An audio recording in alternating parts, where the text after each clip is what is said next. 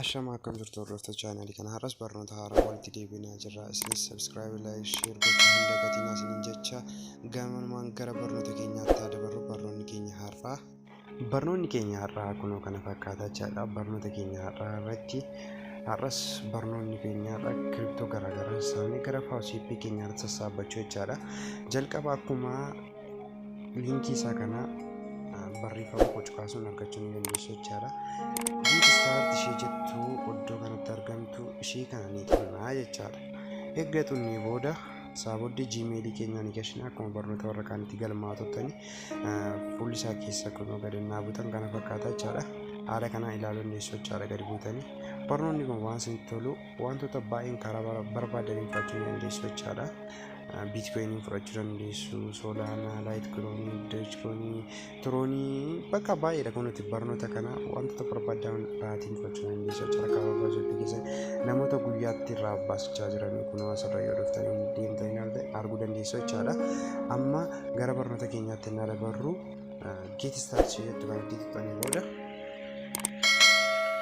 fuula kana isinii baasuun isinii fidaa jechaadha. Isaa booddee isinii sign up ishee jettu kan inni tuttuqachaa iddii galmooftanii booddee jechaadha. Haalli galmeessaa isinitti miira. Iddii tuttanii galmooftanii booda barnoota keenya duraa wajjin wal fakkaatu jechaadha. Haala kanaatiin dhuftanii asirratti iimeelii keessan gashitu, taasistanii paaswoordii keessan gashitu, ammas paaswoordii asirratti gashitan gara gadiirratti ni gashitu. Saabooddee mallattoo kana iddoo kanatti ishee argamtu irratti ni gootu. Saabooddee no robot ishee jettu kana ni tuttuqachaa. Saabooddee sign up gootanii ni galmooftu jechaadha. Amma login jedhanii ni galaa. Erga galmooftanii booddee fuula kana fakkaatu isinii fidaa jechaadha. Fuula kana keessatti seentanii haala kana ilaaluu dandeessu jechaadha. Amma dhumnee iddoo mallattoo tuqaa sadii mul'attu kanaa ni xinnaachaa iddoo kanaa jechaadha. Iddoo kana keessa ni tuttanii booddee deelboon ishii keessanis fudhachuu ni dandeessu. Iddoo akkas tuttanii booddee fuula kana fakkaatu isinii fidaa jechaadha. Isin dhuftanii kiriptoo liinkii kana irratti ni tuttu. Isaa booddee maanuwaal ishee kennuu ishee jettu kan ni tuttu.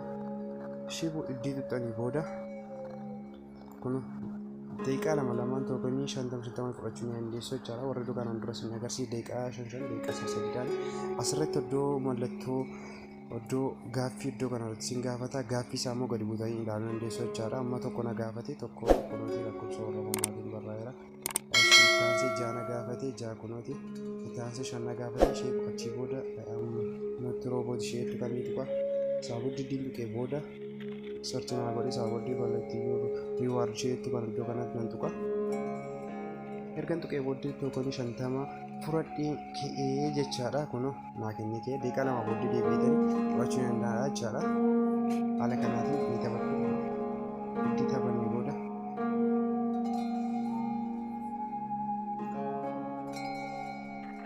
saaboddi kennee dirraa kaasnee booddee amma soddoo mallattoo tuqaa sadii ni galla. Saaboddi linkii ishee jettu kan ni xinna. Saaboddi shoortii linkii 9 PTC kun warreen asirratti argitan dhuftanii shoortii linkii ishee jettu ni taphattu. Shoortii linkii irratti dixuunee booddee saaboddi inni kiliim ni jenna. Kiliim iddii jennee booda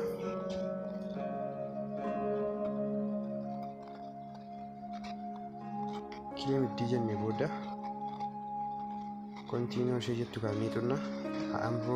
Amnatti robot ishee jettu kan dura akka robotiin taane ni mirkaneessaa. Saaboddi open jennaani. Saaboddi sekoondii 35 booda gara shoortii linkii keenyaa ni taphannachaadha. Subscribe share gochuu hin dagatinaa. Like sirriinaa godhaa. Gatiin kaffaltanii na jajjabeessa. Subscribe gochuu hin dagatinaa yoo barnoonni kun isinitti tole. Na jajjabeessaa isiniin jedha. Yaada keessan isaan barbaada. Yeroo dhiyoo booddee teelegiraamii irratti yaada keessan akkanaa kennitan isin gochuu nan danda'a. Kaardii irree isin badhaasu na yaadaa jira. Isin subscribe yoo na gootan natti tola. Kaardii irree isin badhaasa. Barnoota keenya qaxxaa irratti kaardii isin deebifaa jechaadha. Isin subscribe share gochuu hin dagatinaa. Erga sekoondii keenya xumurree booda haala kanaan akka deeftee booddee naacha ishee kana Isaa booddee kunoo tookanii 170 amma fadhii keechaa isaa booddee kenne haala kanaan fudhachuu dandeessu. Haala ittiin baasamu isaa isin agarsiisaa jechaadha. Xiqqootti dabalee taphadhee booddee isin agarsiisaa deeqaa booddee nan deebi'a.